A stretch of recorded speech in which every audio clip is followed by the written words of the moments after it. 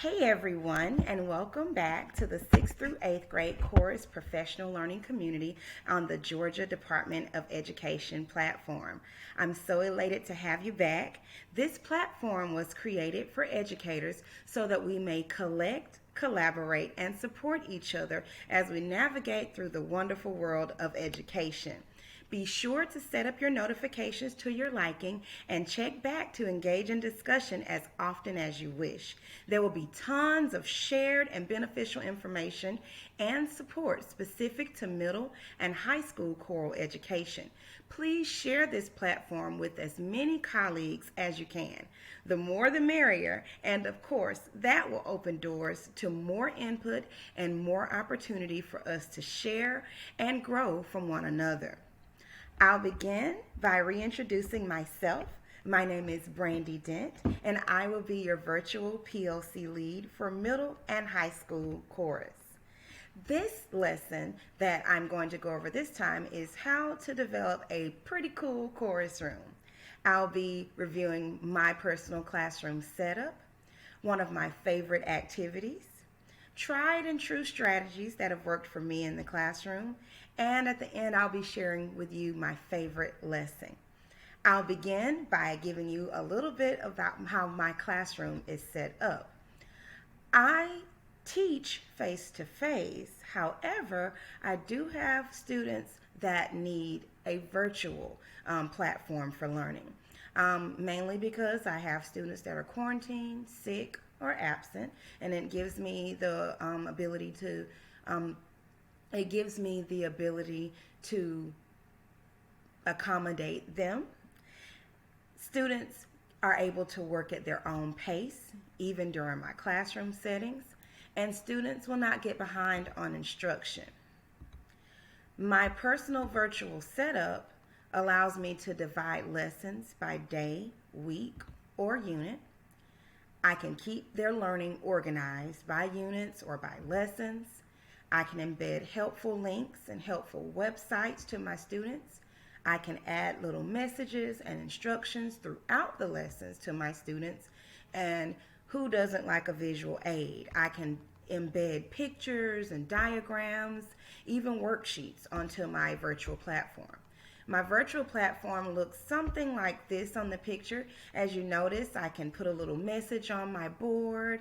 The clock is up there so the students are able to see the time. I have a free virtual piano, even a link to our GMEA website so for my students to stay abreast on anything that's coming up. I also love using a virtual platform because I can embed videos, pictures, and audio for my students for different lessons. In addition to virtual, I also teach face to face naturally. So my students are in desks or tables in my classroom and they're masked and of course they're distant. I use this physical setup for my 80-minute long classes. I have an A-B schedule at my school, meaning that on Mondays, the students are alternate A and B day every other Monday. Don't worry, they get confused, but we remind them throughout the week. On Tuesdays and Thursdays, I have chorus, 6th through 8th grade, which is my A-day class. And on Wednesdays and Fridays, I have music appreciation, which is my B-day class. My physical setup still allows me to divide my lessons by day, week, or unit.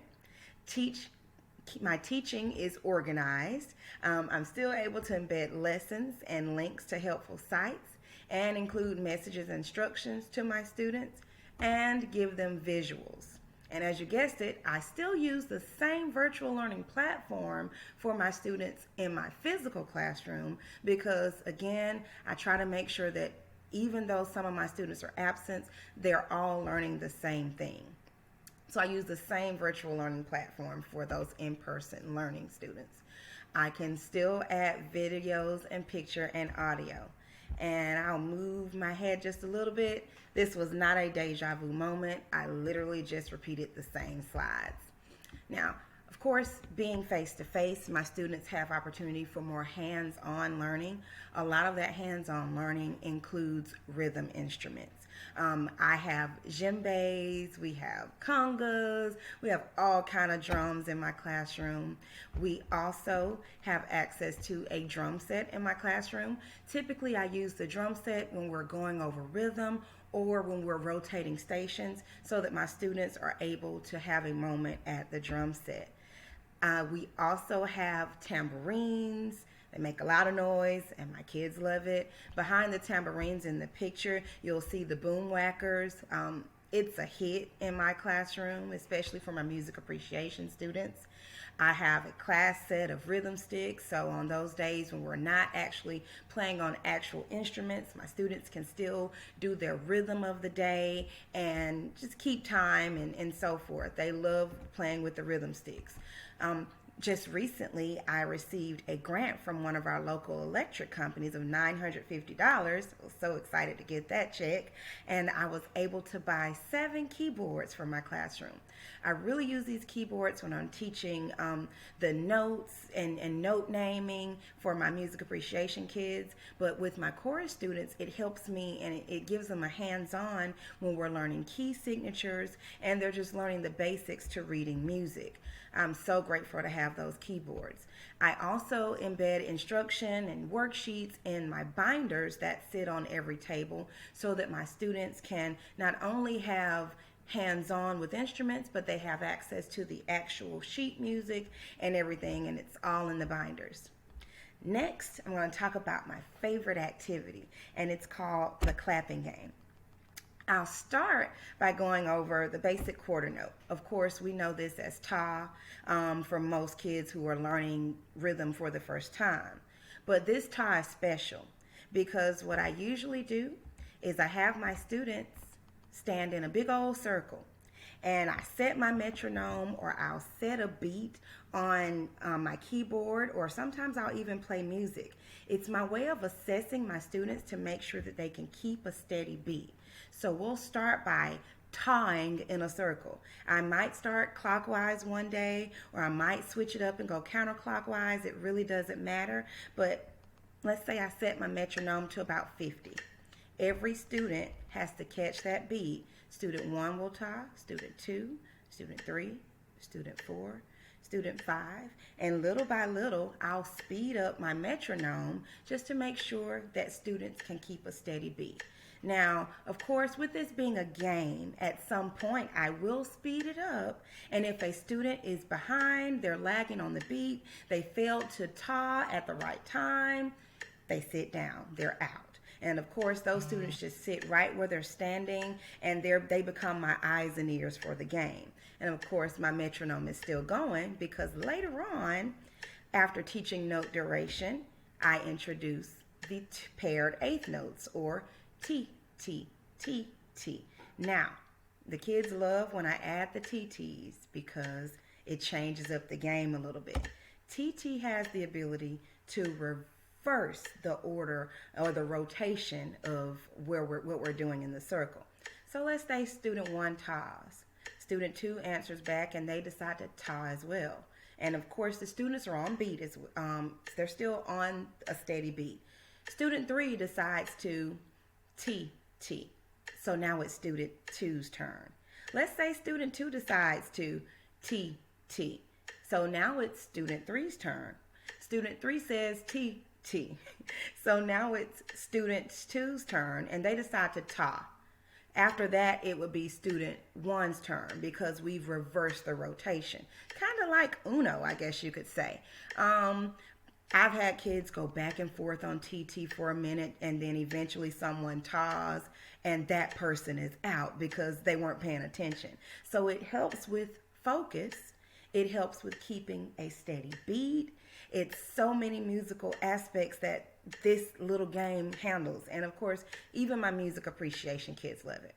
Now, again, this is typically introduced during my note duration. Let me stop my metronome now, you get it. Typically, this is happening when I'm teaching note duration. And eventually, we got to introduce the 16th notes. Now, this 16th note is special because we call it Tika-T, or 1E and, if you would like. I always add a rest after TT when I first start introducing this game, and eventually I take the rest out after TT. Once the kids get a hang of it, you know, TT going back and forth, they love that, and the rest only confuses them. But I normally keep the rest after Tikati. Why, you ask? Because Tikati skips a person.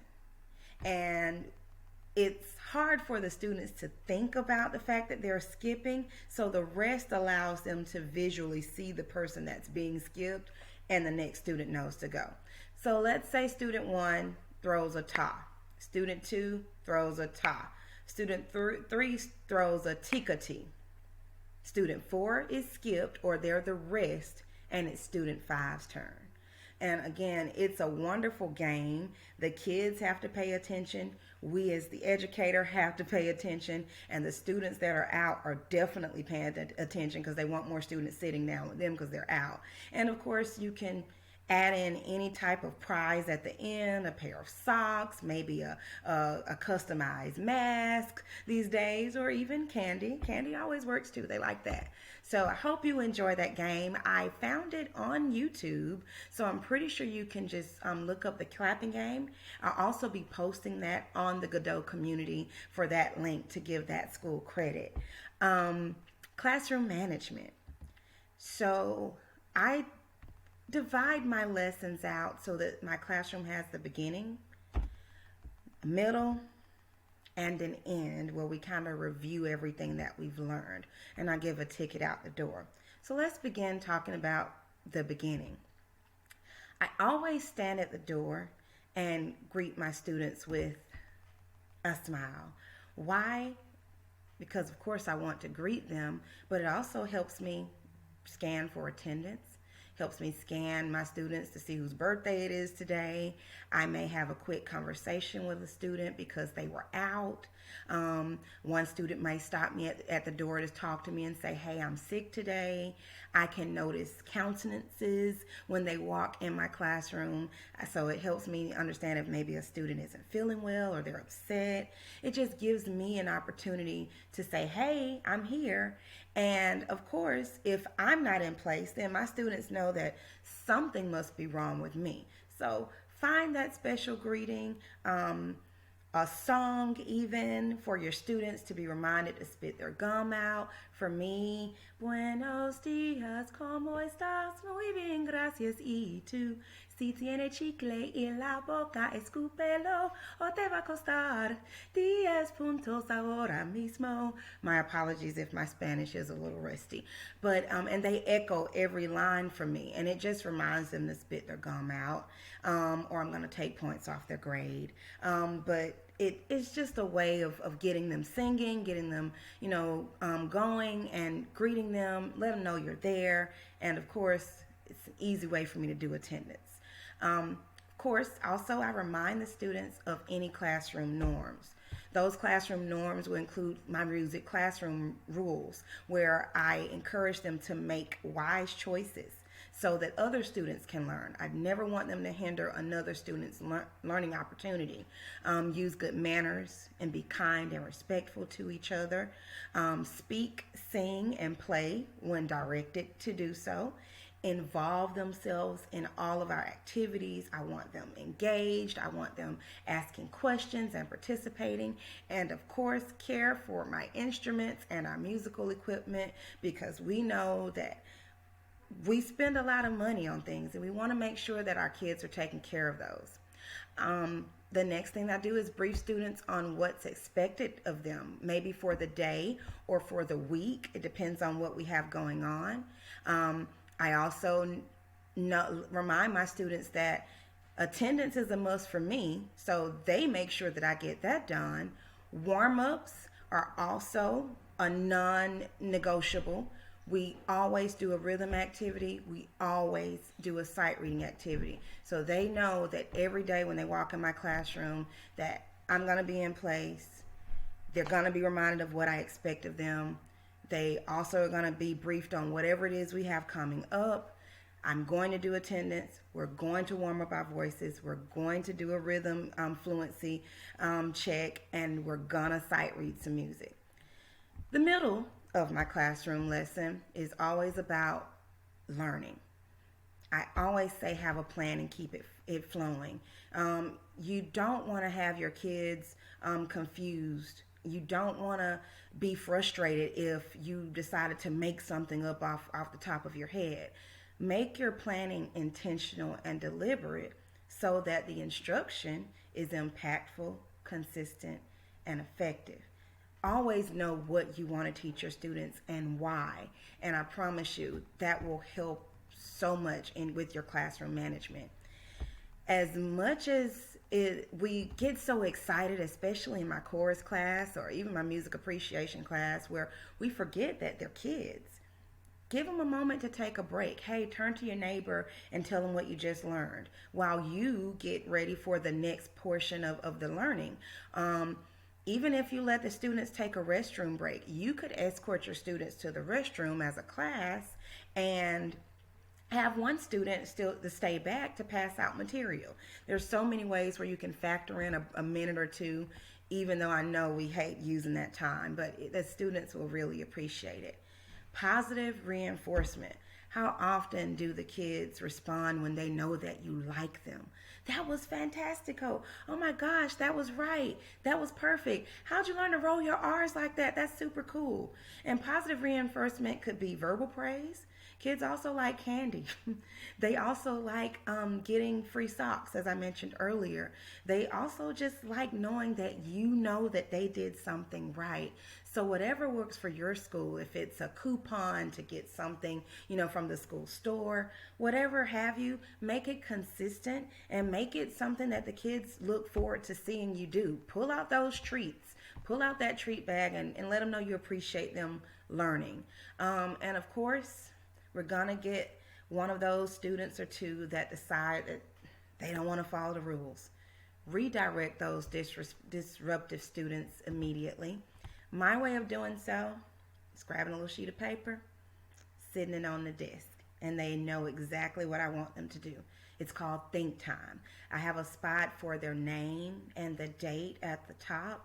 I also have a spot at the bottom for a parent's phone number or email address if a student has had more than 3 think times, and usually that doesn't happen, but should it happen, they know the consequences. Was my behavior disrupting my learning or the learning of others? Did I hurt someone's feelings? How would I feel if someone did that to me? How can I fix my behavior so that I can show responsibility and help the class learn? It's just 1 or 2 or 3 questions that the kids are to answer so that they have time to think about, why did she hand me this paper? What was I doing? And without you having to go into a verbal combat with your students, you just walk over to them nicely, hand them that little think time paper, and get that pencil going on them. And it's not a long, lengthy questionnaire, so they can answer it quickly. At the end of my class, we're going to review what was learned, remind students again of any upcoming activities. I know some schools have agendas. This is where you might have them write it, or you might tell them, hey, don't forget to wear your chorus shirt tomorrow because we're taking yearbook pictures. Always have a reminder portion of your lesson to review what was learned. So talk, review, discuss with your kids whatever it is that you just did. Repeat your classroom norms. For me, with music appreciation and chorus, I have to remind my students to clean up. And while we're cleaning up, I might be conferencing a disruptive student, talking to their parents on the phone if I have time to do that, or just having a conversation with that child saying, hey, we still love you. I still care for you. But today you had a little mistake. Let's do better. So just always remind those students that you're still there for them. And of course, as crazy as our day has gone, you always want to end with a smile. End your classroom on a positive note so that your kids feel like they have accomplished something, and that's literally just to make you happy. That's why they're there, and you're there to teach. They're there to learn, but they really like when you like them. Lastly, as promised, I'm going to go over my favorite lesson. Now, this lesson is all about vocal anatomy. I thought to myself, why not start the year with teaching kids about the actual thing they're going to be using all year, and that's their voices. So I usually let us play a little game on a learning platform where I can upload quizzes and questionnaires, and the kids can use Chromebooks or their phones or any electronic device that you can get handy if you can in your school. It doesn't have to be a virtual platform. It could literally be a little quick quiz that you may have on the desk for the kids. But start with a little quiz. Then I let my students see a little short video on what the vocal cords and vocal folds look like in the body. I show them a diagram of what the vocal folds look like, including the nasal cavity and all this. We go over all of the nice little parts of the body that make up the vocal anatomy. And then we talk about the diaphragm. I embedded a YouTube video that shows a little bit about that. And they love this particular video because it shows what the lungs and diaphragm look like, and they're in a bottle. They even have actual organs of a dead animal in there, and the kids, they were grossed out, but they liked seeing it. And we also make lungs and diaphragm in a bottle. So I show my students, I encourage my kids to bring in a water bottle, a Coke bottle.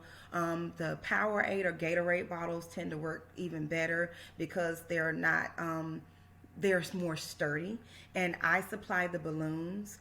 The straws, we tried to use that. It was an epic fail. It was too much work. So we just used 2 balloons and a bottle. And when it's all over, it'll look something like this. This is one of my students.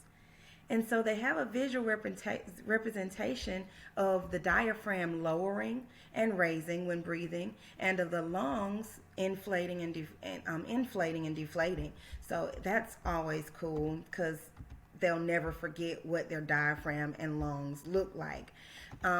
Here's a copy of the lesson plan where the goal is to figure out how does the vocal mechanism and vocal health influence the way we sing. I didn't finish showing you all of those slides. Going back, or 2 more slides.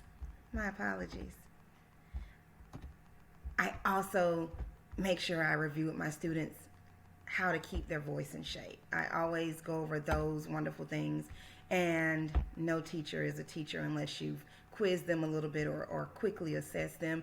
So their ticket out the door, for one student I might say, hey, name me a vocal element, an element in your vocal anatomy. The second student, hey, give me a body part that moves when you breathe. And so they all are engaged in learning, and they're able to show me, hey, I learned something today. Now back to my lesson plan. How does the vocal mechanism and vocal health influence the way I sing? That's what I want to make sure my students understand. Some of the essential questions could be, what are the imperative parts of vocal anatomy? How does the vocal mechanism work to create sound? And why are vocal warm-ups important? I also show them a little PowerPoint of the different warm-ups that we'll be doing. And the kids, of course, they change throughout the year, but you can use whatever warm-ups that work for you at your school. Here are the standards that I thought were the ones I wanted to teach for this particular lesson. I took the instructional frameworks from the Georgia Department of Education website, and I'll also include that link on the Godot community when I post it. Here's some more standards that I felt that I wanted to teach with this particular lesson. Again, straight from the Georgia Department of Education website. I just kind of remixed it a little bit for myself. Here's some concepts and vocabulary. Now, not all vocabulary I hold accountable for every grade level. For example, the 6th graders only talk about the lungs, warm-ups, breath support, and vowels, where the 7th graders, I will build on more vocabulary. For the 8th graders, they're responsible for all of those vocabulary words, but they're changed throughout, with me having 3 different grade level preps. Here's the PowerPoint for the warm-ups that I took from the Godot Community website. My Google Slides will be available for you. You can make yourself a copy and use it to your advantage if need be. Of course, if a student is not at the school, I would send them a packet or balloons or tape so that they could make their own lungs in a bottle, just so they're still engaged at home. And that's pretty much it. I really want to thank you all so much for attending another virtual learning experience with me. I hope you find this video useful. I hope you take something away from it or give me your thoughts. So thanks again for joining us here at the Godot Community. We can't wait to see you again. Thank you and have a wonderful day.